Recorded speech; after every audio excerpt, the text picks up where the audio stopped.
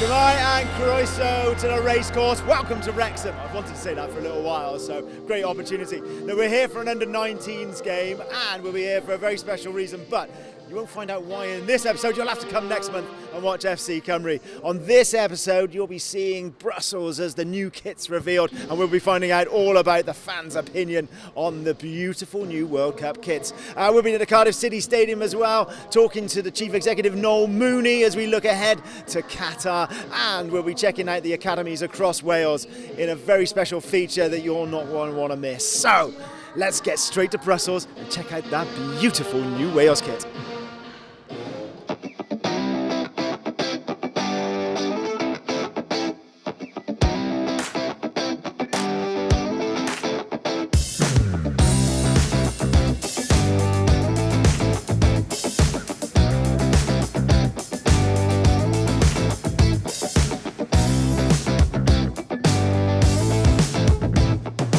New kit has arrived. It arrived this week, is that right? Yeah, we got it a few days after it came out. Thankfully, the pre-order came before the date it was supposed to. Go on then, let's have your first feelings as you put it on and kind of pulled it out of the wrapper. Were you happy with it?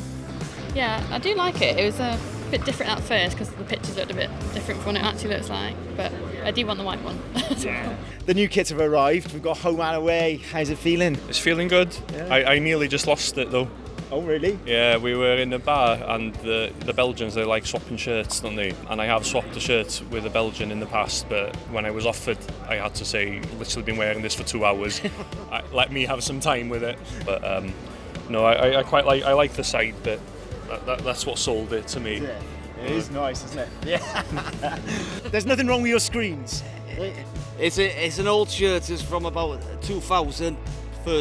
Well, not the first trip, but obviously it's been on a few too many now, but it's my first shirt. So. Was it? Yeah, so I'm sticking with it now, so that's it. You've gone for a classic shirt. Yeah. This is my favourite. Is it? Why is that? Just the 3 buttons. Is it? Yeah. They'd all do it like all different years, but no, I've just gone for the look. What do you think of the new kits? The new kit is alright, but it's got to be good because it's the World Cup and it's whatever it looks like, people are going to buy it because it's the World Cup. Do you think it could become a classic? It could be. Yeah, it depends how we do in the World Cup. It just is what it's all going to come down to. Yeah, it does, yeah. Talk me through it, because that looks like a match-worn shirt. It is. It was given to me by my friend that drove us over here. So it's the Ukrainian, obviously our qualifiers, has got us to the World Cup, and it's Aaron Ramsey's official shirt. So, Spin! Look at that! Sensational. And he's only lent it to me, but if it happens to go home in my suitcase, because apparently people have told me it's worth a few bob, so I shall be taking it with me. I don't blame you. What makes a great kit?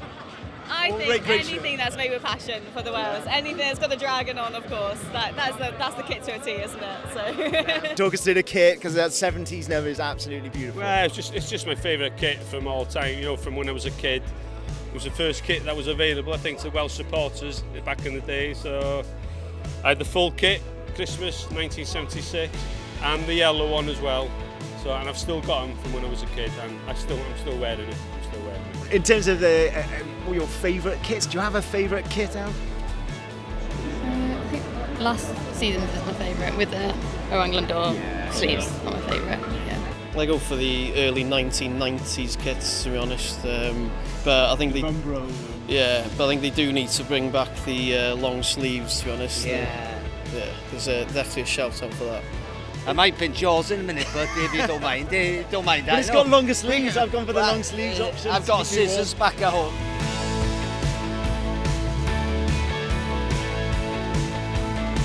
Yeah, Ashton, you've gone for the new kit here. Yeah. Thoughts on it? Personally, I think it's based on a 90s retro, so I love it. And all I can say, positive for the atmosphere. Whatever happens today happens. We're going to Qatar.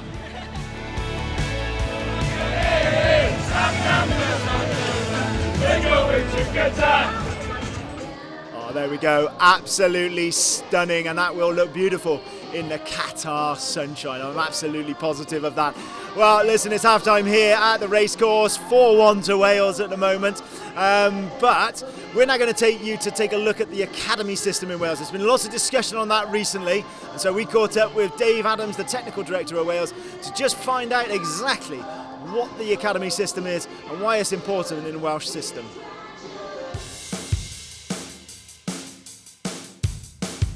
And the idea behind the licensed academies really is that, I suppose, platform for grassroots players to enter a talent programme, really, to try and drive performance, improve coaching standards, and try and move players through our pathway, which is basically into our regional programme and then into our national programme under 15s and then all the way through to our men's national team. So it's a really important part of our player development process. So we have 24 licensed academies, sort of 12 in the south and 12 in the north. We hope that obviously these players are signposted eventually into professional clubs, but we recognise the licensed academy is a really important vehicle to provide opportunities for young players to access high quality training, high quality competition against good teams, and hopefully those players then push through our system.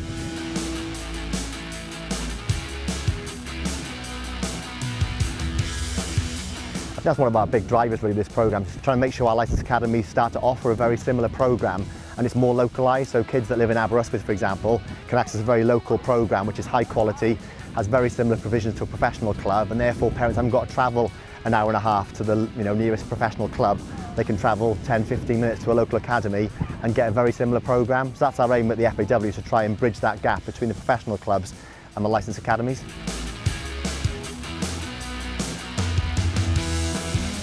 Give players that chance to play against the best players across Wales, play in some of the best facilities. Like I said, it's unbelievable, and it's definitely a pathway for them from grassroots football all the way to the top. They all want to be professional footballers, every single one of them, and I think the academy structure definitely gives them that. I think grassroots is very important. There's no denying that. It's a great platform for children to start playing football, fall in love with the game, and that's what we've got to be doing. But there also has to be a pathway for talented players. What do we do with talented players? They need a pathway to develop to eventually pull on the famous red shirt of Wales, and we need to have that. So academies do have a very important part to play, but grassroots is fundamental. I keep saying, if you have got potential, if you've got talent, the academies is the way forward, and I'm not trying to be disrespectful to any grassroots. Everybody works in different avenues. It's going to take 3 years to see exactly where we are, but hopeful that we're all doing it together to see the most important thing, to see players develop. We haven't got like a pro sort of system for the girls in Wales, so they'd either be playing grassroots or going across the border and having to travel a lot. So putting them in the boys' academy, even if they play 2 age groups down, it still gives them that competitive element. The game's a little bit faster, it's more physical. So when they play against girls' teams, against like RTCs in England, or when they get to under 15, 16s in international, they're physically being able to cope. So yeah, it's definitely beneficial, and I hope like the boys recognise like that the girls are worthy of their place in the league. I think we showed that in some of the games today. So obviously this one player, one club's coming to fruition this year, which means that players obviously now at under 12s are now choosing academy or grassroots, and I think it's really important to get the narrative across to parents that this programme is a pathway for players to play our national teams.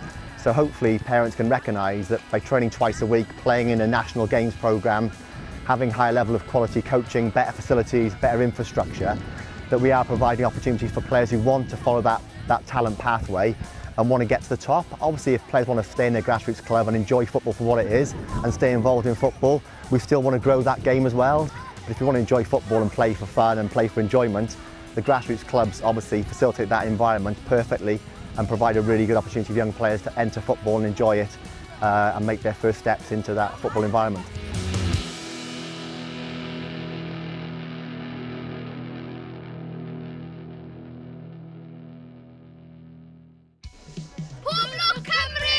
Good luck, Cymru! There's a chance now, boys. Let's show the world who Wales are. Come on, boys. Come on, boys. Who's impressed you so far in the campaign? Brennan Johnson! Brennan Johnson! Gareth Bale! Watkins! You're going to the World Cup, I heard, yes? How much are you looking forward to that? Obviously, It's been so many years since Wales have been there. I haven't seen it in our lifetime, but how much are you looking forward to it? I'm really excited. It's like the once in a million chance and I get to go to it. I'm like shocked. Yeah. They only found out last month they were going, so we kept it a secret from them and we told them last month. Wow, well, what a surprise. I hope you have an incredible time and enjoy the match tonight. Thank you. We will. Thank you very much. Thank you. How much does it mean to you to see Wales win? Not enough. I never thought I would ever be able to see it in my lifetime, so it means absolutely everything. It's a dream come true. I'm not even 50 yet, and I'm going to get to see Wales play in the World Cup. It's amazing, absolutely amazing. Can't wait.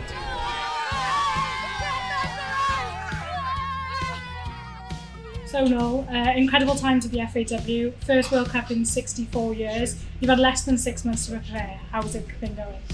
Oh, it's been brilliant. The whole country's got behind us, and we've revealed a lot of things in the last few days that I think show this is going to be a World Cup to remember. The big thing for us is Gael Cymru, where people across the country can celebrate the festival of football over the whole duration of the World Cup. It's going to bring out the music, the art, the culture, the creativity of Cymru in a way like we've never done it before. So what we've built up here through our Walgach has been brilliant, but I think that this World Cup will take us to a whole new level in terms of how football is viewed, not just as a game of football, but as a movement across Cymru and to the world. I think bringing our nation to the world, everyone understands the responsibility and the role that we have to do that, and we believe that we're on a really upward trajectory. We feel we've got the wind at our backs, the momentum is going in the right direction, but our core is to get people to enjoy playing football and going to football. It's been an incredible journey. What would staying in League A and the Nations League mean for Wales? I mean, I was at UEFA when we developed the Nations League concept, and it was about days like the Poland game, where it's a relegation playoff, everything to play for, a full house here at Cardiff City Stadium. It's not a friendly against a small country, it's a massive playoff game, and that's why we're effectively sold out today. I was just driving in here, the bucket hats are out in force today, the new jersey is fantastic, everyone's really excited, and it's just the buzz we're looking for.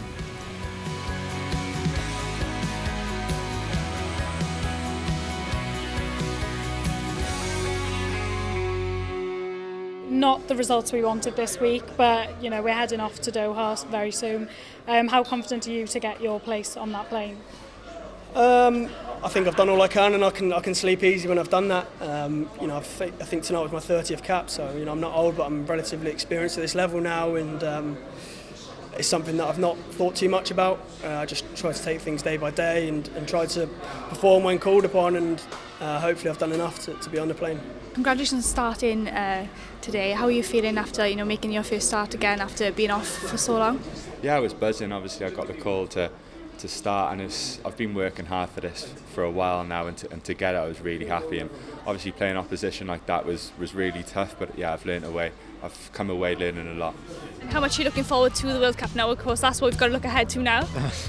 I'm really excited, actually. I'm really excited because I think the group we've got is definitely one that we can qualify from, I think, at least. There's not many teams in it that kind of cause us a lot of issues, so I think we've got a real shot at getting through. How much are you looking forward to the World Cup? Very much so. I mean, we haven't been there in quite a while, so I'm very excited to watch it. I don't mind. I'm gonna grab my phone in maths and I'm just gonna watch the games. I don't care. I mean, who cares about GCSEs anyway? Great football going on in Wales. Women's team are in the World Cup playoffs, you know, a big occasion again at Cardiff City Stadium. We want to encourage everyone to come along, right? It's been absolutely unbelievable, the women's game. You know, we were here last year, I think we had 5,500 people at a game. We thought, wow, that's incredible. Then we've got to nearly 13,000 against Slovenia, and the team has really captured the imagination of people. So I think Gemma is a fantastic coach as well. So we're blessed with a great coach in the women's team. Every day there's something new happening. We've a lot of exciting announcements you know, in these days actually that are coming up that I think will take Welsh football to a whole new level. You know, so I feel a bit like we're in the recording studio at the moment. We're creating brilliant records. It's like we're creating, I don't know what Oasis must have felt like when they're writing or recording Wonderwall and all these great songs, and we just can't wait for the public to see it and to hear it and to understand the journey that we're on, because it's pretty spectacular. And there we go, defeat to Poland, so that means relegation from League A of the Nations League, which is a disappointment, but all roads lead to Qatar, don't they? And as Noel says, Welsh football is in a fantastic place. And of course, before we even get to Qatar, the women have their own World Cup drama coming up in October, so go get your tickets for that. It's going to be an absolute cracker at the Cardiff City Stadium. And that's it really. From Wrexham, we're going to say good night, and in the next episode of FC Cymru, you'll find out exactly why I was here, so make sure you're tuning in next month when FC Cymru returns to your screens, and probably the last FC Cymru before the World Cup. Before Qatar, come on!